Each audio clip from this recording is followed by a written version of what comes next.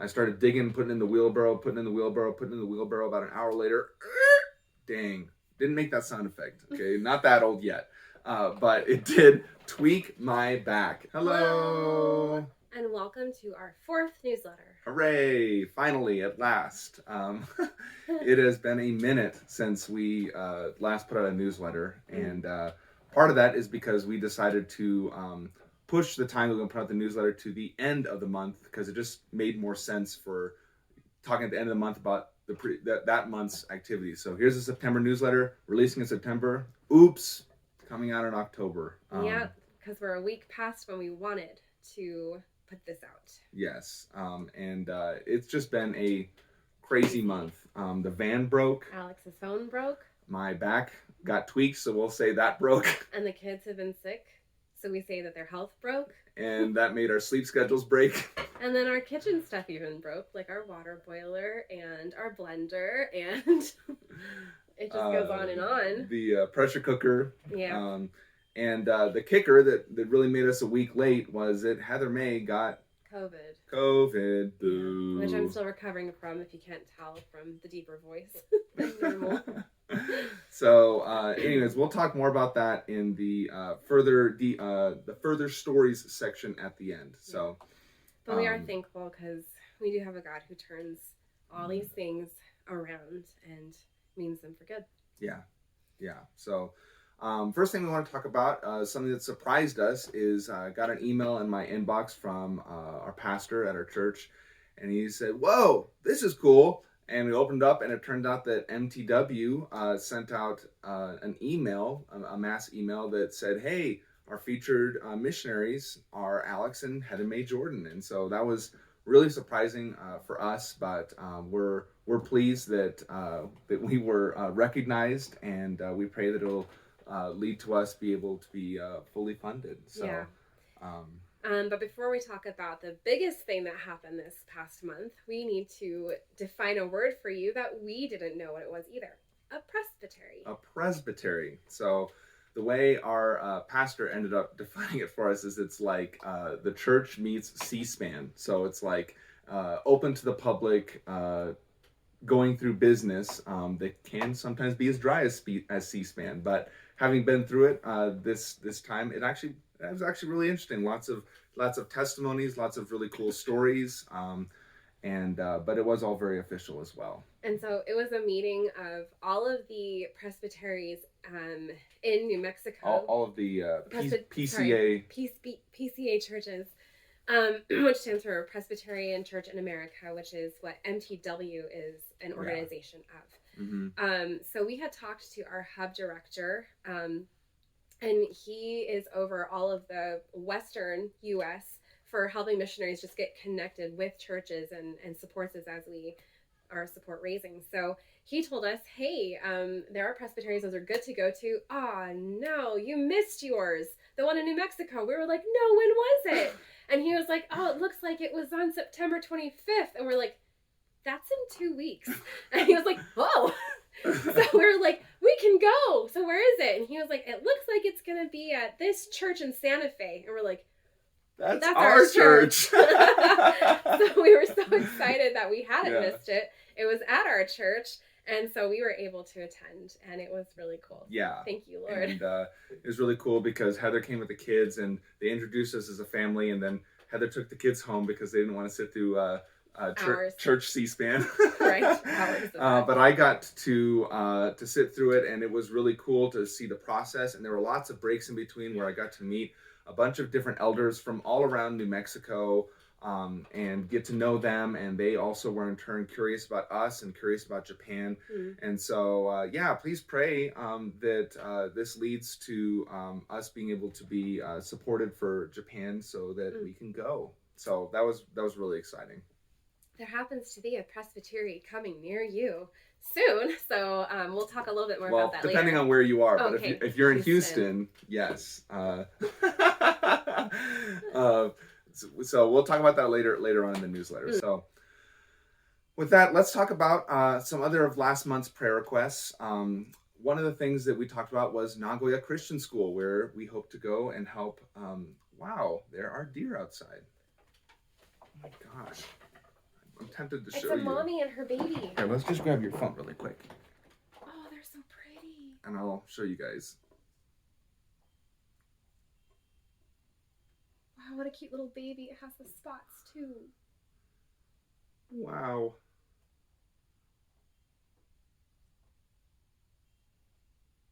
They're so cute. There they go. Bye, Bambi. Wow. Well, that was worth the interruptions. Okay. I'm back to business. Wow. So, Nagoya Christian School, where we hope to teach and to... Oh my gosh, there's another one. I knew it was the mommy with the two babies. Okay.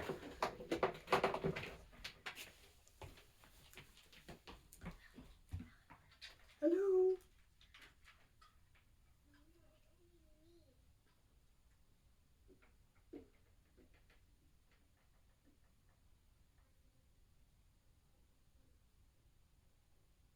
So cute. And they went to grab the kids.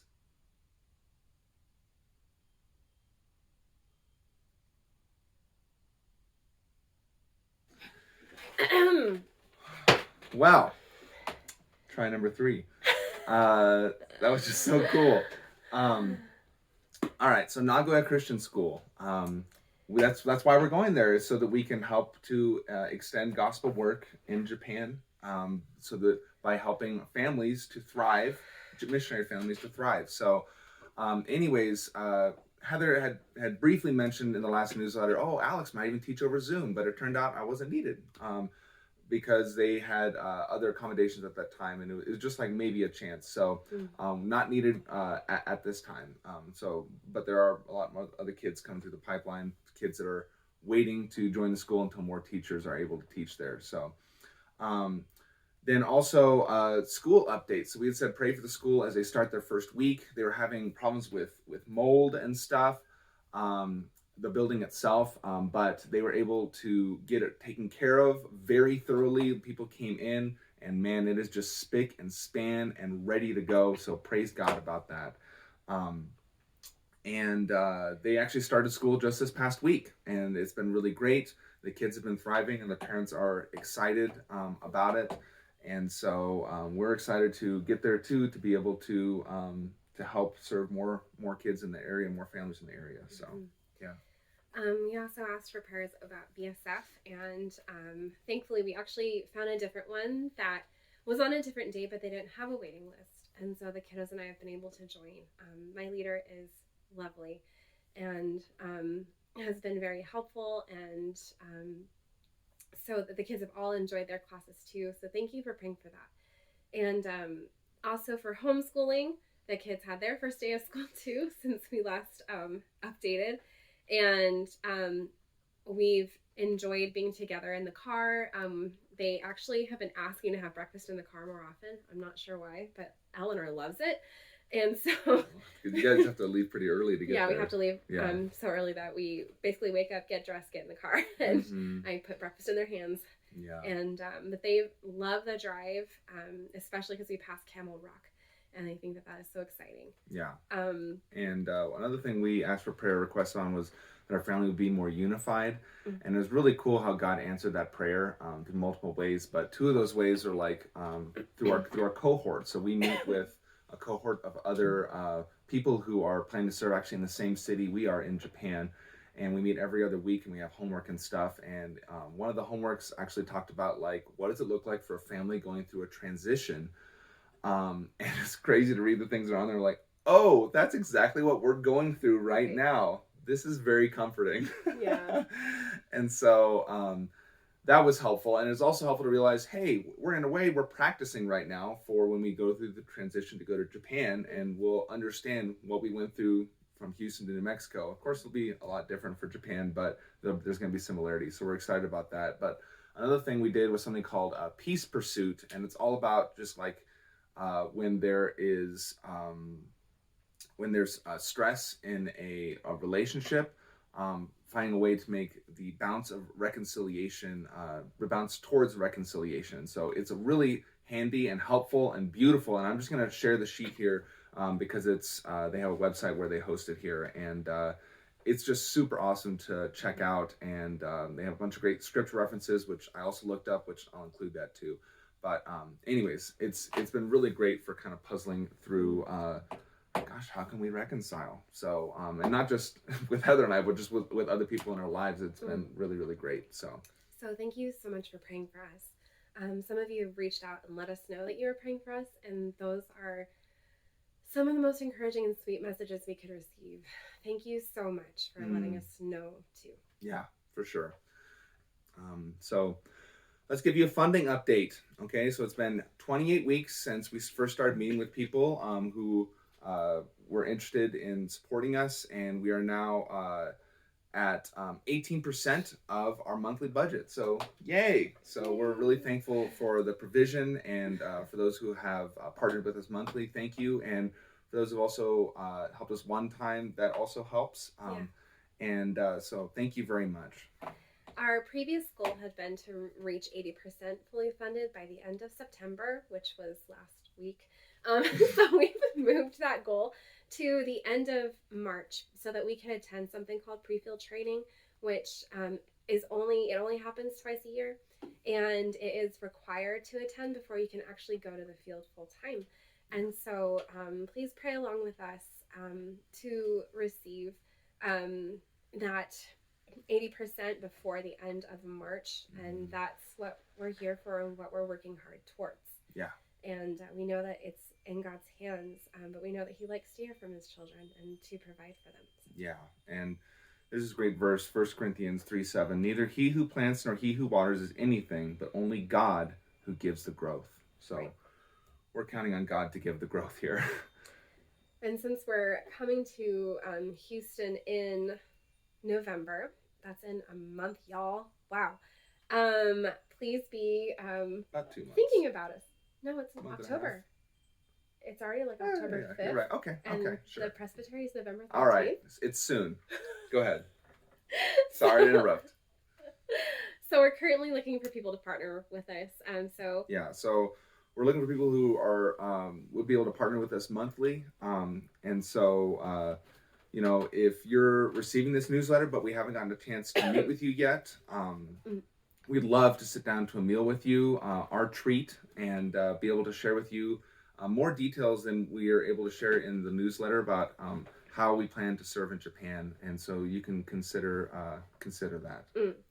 So let us know. We're so excited to come to Houston in November, but please reach out, let us know. And I mean, and two other things also, like if you're already a partner but you know somebody who might be interested, please connect us, because it is truly more blessed to give than it is to receive, and we want to bless you guys, and we want to be a blessing to Japan. So we want to give our lives to the cause in Japan right now, but we know that not everybody is called to go. Some are called to send, but it's one or the other. And so anyways, please connect us with anybody you know that would be interested in sending, and also even if you're in a small group and would be willing to host us to speak to your small group, we would love to be able to do that. So please reach out to us. Yeah. And let's talk about for some prayer requests for this month. Please again pray for the presbytery, the presbytery that we just went through, and the presbytery coming up, that it would lead to connections and partnerships that would help us to be able to get to Japan and to be able to spread the gospel there. And pray for logistics to work out too as we plan our trip to go to Houston to attend the presbytery that's going to be there in November, concerning childcare and who we will be able to see, and making connections for support and relationships with churches and individuals there. Yes. And also, amidst everything else breaking, we don't want our bank account to go broke either. So we're exploring ways that we can work here in Santa Fe, and I found some promising ideas of how to be able to work from home. And so please pray for that God would provide for that. And there have been really crazy ways that God has provided this through random people gifting us that have been able to sustain us so far. So we're God is always in control, and He's good, and He's going to take care of us. But yeah, just pray for that. And then if you could please be in prayer too for our youngest child. She seems to be the one where transition has been most notably difficult. Noticeably, I mean, it's just more, you can see it, you can hear it, because she The has. neighbors can hear it. Yeah, yeah, tomorrow can hear it. Just, anyways, she's struggling, and it it sometimes keeps our whole family from doing what just needs to be done daily. Um, Pray for us to have grace and patience, and for inspiration on how to help her adjust to life here in New Mexico, but just adjust because she is little and still figuring out the world around her. Yeah, for sure. Now, if you've missed any of our newsletters and you would like to see them, we're going to have a link, yeah, so that you can access the back catalog of those. Okay. Yeah. And if you have any suggestions for anything you want to hear on any future newsletters, please let us know. Yeah. So may God bless you guys. Thank you so much for listening or reading and encouraging us. And please send in ways that we could be praying for you too.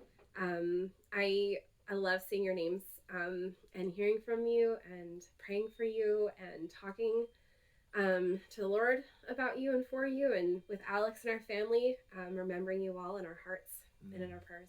Yeah. And so that concludes the main section of the newsletter. We're going to go ahead and go into the further stories section. And so... Further stories begins. Okay. So the further stories was just how encouraged we were this past month, because two separate families came to visit us from Houston.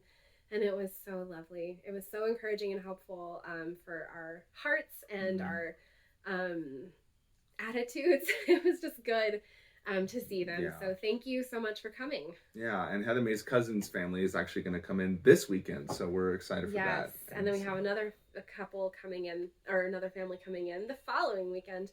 So that's actually true. Yeah. Anyone else want to come visit? That's right. Come visit us. It's beautiful here, and we'd love to see you. So I'll feed you if that helps. Reach out to us. So, one thing that I wanted to talk about was last time I asked you for prayer requests for a schedule. Heather's been mainly focusing on homeschooling the kids and doing a lot of things that just keep the family running, which is super important. But I'm Heather's helped me with this too, but doing a lot of the stuff with reaching out to people about supporting us and stuff. And also, I talked about Japanese study being a really important thing. But something that I've learned is when I make my own plans, they sound really good and they sound like they're going to be super efficient and that they're going to rock. And I just forgot to really just lay it at God's feet and ask him to help me make the schedule. And so I started the schedule, and I was really Japanese language study focused, because I'm like, man, when we get there, I want to be able to speak the language and be able to function in the society. But I think God has a good reason for us to maybe not be as awesome as I hope to be. He must have a purpose for it, because it really became clear that I needed to kind of pump the brakes on my own schedule. And I came across this verse, and I was really just spending time in the Word. And it's in Galatians 5, and it says, but I say, walk by the Spirit, and you will not gratify the desires of the flesh. For the desires of the flesh are against the Spirit, and the desires of the Spirit are against the flesh, for these are opposed to each other, to keep you from doing the things you want to do. Wow. So I wanted to do all kinds of awesome things, but I was finding myself held back. And elsewhere in Galatians, I don't have this written down, but I remember that he says something along the lines of, Paul wrote the letter, and he says, "You foolish Galatians, why are you trying to complete by the flesh what was started in the Spirit?" And that reminds me of the same thing, is that a lot of this whole journey to Japan has been so started by the Spirit, and it's just evident in us even getting to Santa Fe, and it's just incredible to see all the ways that God has provided. And then I get here, and then I start to try and with my own flesh pound out my own schedule. And so anyways, I am being humbled and learning from that, and really just trying to put my schedule with open hands to God, and ask him to help me decide what is most important, because he is ultimately the most efficient person at getting anything done, even if it doesn't seem efficient to us in the moment. Um, he sees all and he knows all, and so that's been something that I've been learning, is submitting that to him. And there's been ways that even after putting Japanese to the side, there's been ways that he's been showing me, look, here's the right attitude to approach language learning from, and it's been really helpful and good. And so yeah, if you could be praying for me with that, that'd be really great. But that's something that I wanted to share that's been going on this month. So let's oh, there's one other thing. One other thing. This is why I have some notes here. Is one verse that a friend who visited us, he shared with me, that has been kind of like a guiding light, on doing this. Is It's from Luke 1:74, and it says that we, being delivered from the hand of our enemies, might serve him without fear. And I love that. We've been delivered, by Jesus Christ, and to be able to serve him without fear. So love that verse. That's been really helpful. And another thing that's kind of been helpful in this season that we've constantly thought about since we moved here is that one of the first sermons we heard when we got to New Mexico, our pastor said, God took your stupidity into account when he called you. And that's also been really comforting, because I think we find that there's so many times that, like, man, I'm just not doing this right, or I failed at doing this, or there was a better way to have done that, and am I really, like, doing what we're, like, are we doing what we're supposed to be doing? Is this dumb? And just feeling ill-equipped, and remembering that God doesn't call the equipped, he equips those he calls. Ooh. But part of that is that, he knew our flaws, our faults, and our failures when he called us, and he also knows how he is going to still shine and make what he wants to happen. Yeah. Because he, like, our flaws and our faults and our failures don't hinder God. They don't surprise God. They don't shock him or make him stumble, because he can't stumble. So just remembering that, like, he who has called you is perfect, and his plan is perfect, and he makes all things flow the way that he wants them to flow, even if those things aren't perfect. Yeah, because I definitely don't feel perfect when I make mistakes, and I can come down on myself and, like, I feel so stupid. But like you said, and like our pastor said, he had that in account when he called us, and so we can't, whatever he has ordained, we can't screw it up. So really thankful about that. Yeah. So okay. This is the big section, this about everything breaking and just how God has provided for us. I think that's the best way to think about it. And so before we even talk about all the things that broke, I want to share a story with you about Joseph. Okay, he's a guy that a lot of terrible things happened to. His jealous brothers threw him in a ditch and sold him to the gypsies. And then while he was a slave, he was falsely accused of of sexual assault, and he was thrown into jail, and he was there for a long time. But through a lot of different circumstances, God elevated him to be the Pharaoh's right-hand man, and through that ended up saving the people from a famine. And so it's amazing, because in the end of the story, Joseph ends up coming face to face with his brothers, and he says, "What as for you, you meant evil against me, but God, he meant it for good." And so we listened to a sermon a few weeks ago that was really encouraging, that pointed out the wording of this passage is that it doesn't say that God just used these terrible circumstances for good. It says that God meant them for good. And so that's really encouraging to know that, like, in all the crazy circumstances, that we do have a good God, and that he's ultimately in control, and to know that he means these terrible things to happen for good. And for us, this is more of like inconveniences that we're about to share with you. But it was just encouraging in the moment to remember that this is an inconvenience, but God is meaning this for good. Yeah. And one of those things is that our van did break for about 3 weeks. And that was really inconvenient, because we now had to borrow a car that couldn't fit all of us, so we had to drive. But we were thankful. Pop lent us his car. So thankful. Yeah, but it didn't fit all the kids. It just didn't fit us all. Yeah. And so, and then when Alex's phone broke, like, we couldn't communicate because we were both driving two different cars, but there was like, Yeah. anyways, it's just But the things that we take for granted. yeah, but So it was even cool that like even in the midst of yep. the van breaking, because we had to be in two separate vehicles, there were opportunities that opened Yes. up of conversation that could be had that couldn't be had in a van where everybody was in it. And Right. And so the van wasn't safe to drive though, so we took it to a shop, and they told us that they were equipped to take care of it. It would be a $1,500 expense, and we were like, wow.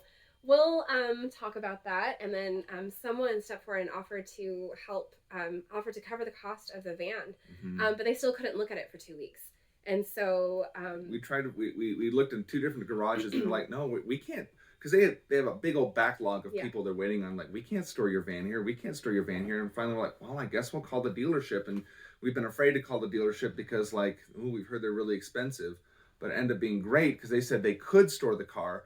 And then when they looked at the problem, it turned out that it was covered under warranty. And so we were so thankful for that. Yeah, it was really awesome. So they were able to take care of that. But after they took care of that, they noticed that there had been some lights on the dash that had been on the dash, like those warning lights, for probably over a year. And they're like, not quite that long. No, it hasn't, because it was before winter of last year. Oh gosh. Because it would like show that little. We're bad van parents. Well, we're just trying to get by.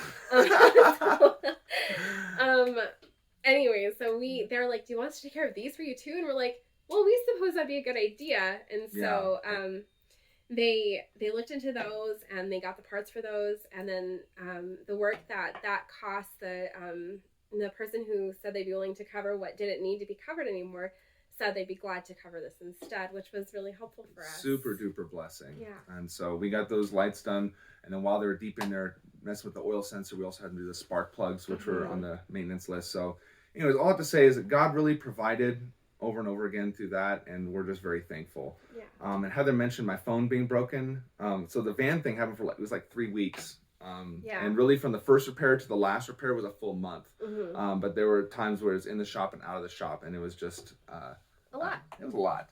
But with the phone, it was like 2 or 3 weeks as well. And so that was bananas. So the first people we took it to, they said, oh, it's a battery issue. Your battery's shot. We're like, well, okay. And so I took it to, but they didn't have a battery in stock. I'm like, okay, well, we'll just take it to another shop. They'll probably have the battery in stock. Went to 4 different places. None of them had this battery in stock. And I was like, what is going on? Our phones are that old. Seriously. But it ended up turning out that like Heather took it to this other shop and didn't tell them about the battery thing. And they said, oh, this is an issue that's far above anything I can fix. You need to send it into Google. We're like, what? So anyways, this whole time we're really thankful because the phone service we use allowed me to still do phone calls and texts through the computer. And so it was still an inconvenience because, like, you know, especially driving through town and having to figure out how to do maps and, you know, how to not have an internet connection. It's amazing how much. It's like you may realize how much you rely on this stuff. But anyways, we ended up sending into Google, and it turned out that it was covered under a warranty. And so they replaced it with a refurbished phone free of charge. So again, God providing, very thankful for that. And then the other thing was my back. So my pop has a basement, and he said, hey, you can have this section to store your stuff in, but you're going to need to dig it out a little bit because there's a lot of dirt in there. So I started digging, putting in the wheelbarrow. About an hour later, dang, didn't make that sound effect. Okay, not that old yet. But it did tweak my back, and it was not happy. And I successfully avoided the chiropractor for about 1.5 weeks because, like, I just had this experience with the chiropractor. It was very painful. Did help me in the end, but eventually I was like, oh my gosh, I need to get in. And so he does, because like he would be in searing, burning pain, and he couldn't pick up the kids. He couldn't open windows. I couldn't even put on my shoes. I couldn't even get down on the floor with the kids. It was a lot of pain. It was nuts. And so I texted my men's group here, and within 3 minutes, or really within 2 minutes, 3 guys responded like, oh, this is a guy, this is a good guy, this is a good guy. I was like, well, gosh, I got my pick here. And so I ended up going to one of the guys, and it turned out, oh, we can't see you for a few days. And I was like, oh no, how am I going to survive this pain? It's so rough. It's like, well, put me on the waiting list. Like, and it turned out that God opened it up, and somebody did cancel the very next day. And then there were like 3 people on the waiting list before me, and all 3 of them canceled as well. And I was Mm-hmm. just so thankful that I was able to get seen, Mm-hmm. and he helped me. And you know what? I got better. And I saw him again a few days later, and he adjusted me one more time. But that was all I needed. And like I have been better, and I'm just so thankful and just marveling at that I can reach up and do things and get down on the floor and even tie my own shoes. Like very, very thankful that God provided for that. And so Yeah. yeah, And then the kids have just been sick over and over and over again. Since we and moved over and over here, and over and over again.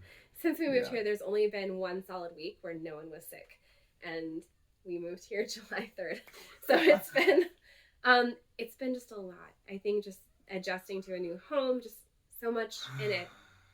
It's been a lot. But I think that's been really helping us see that like if we get to Japan, it's because God got us there. Like it's not of our own work, of our own doing. It was the Lord all along. Yeah. And especially with me getting COVID this week, I was out and in bed for 3.5, 4 days and couldn't do much, kind of in a daze of just pain stuff. So and just having Alex not be able to do any of his work because he was taking care of the munchkins and all the cooking and the cleaning too. So it was a really good opportunity to just be still because I had no choice and just remember that God was in control. Yeah. And that we aren't necessary, but wanted. He doesn't need us, but he wants us, and he invites us in and invites us close. And I remember a time in my life where I used to think, I just want to be needed, whatever, like when I was a teenager going through my angst, and then hearing that, like, God doesn't need me, but he wants me, and I was like, wow, that is so much more hopeful and fulfilling, is that God wants me, and he wants you, and he wants all of us, and that, like, such a beautiful thing, because there's nothing I could give God, but he still wants me, anyways, just COVID thoughts. Yeah. And it was also, God also used that because while Heather was dealing with COVID, like it just kind of put a pause on everything that we had planned to do, including this newsletter. Yeah. And it ended up opening up opportunities where I saw like, oh, this is a way that we could actually have income working from home, and started being able to look into that. And so anyways, if that hadn't happened, I wouldn't have run across that. And so yeah, very, very thankful. So thank you for sticking with us yeah, all the way here. We're all the way to the end. So all the way to the end. So anyways, we hope you are well, and we'll see you again in a newsletter actually quite soon, because we plan on doing it at the end of each month, and we were into this month a little bit. So yes. anyways, God bless you all. We'll see you later. Bye.